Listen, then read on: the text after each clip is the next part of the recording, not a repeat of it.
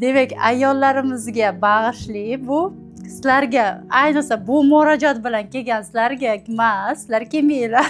Hammasini individual tarzda ko'rib aytaman. Ko'z atrofida rosa kuchli ajinlar bor ekan, ajinlarimiz singan уже. Botoks bu narsani to'g'rilab bera olmaydi. 100%. Faqat muskullarni bo'shashtirib beramiz, lekin siniqlar bilan, ya'ni gialuronik kislota bilan ishlab beramiz. Peshona xuddi shunaqa singan, ko'z atrofi singan, tagi singan, osilishlar bor, baqbaqa bor, brilka bor, marionetka bor, hamma yo'q bor.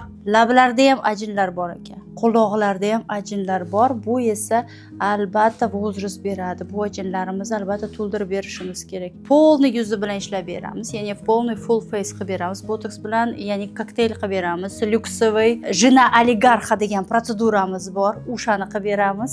Nafaqat oldi bilan, orqa bilan, polniy yelkalari bilan muskullarni bo'shashtirib beramiz. Qani boshlaymiz.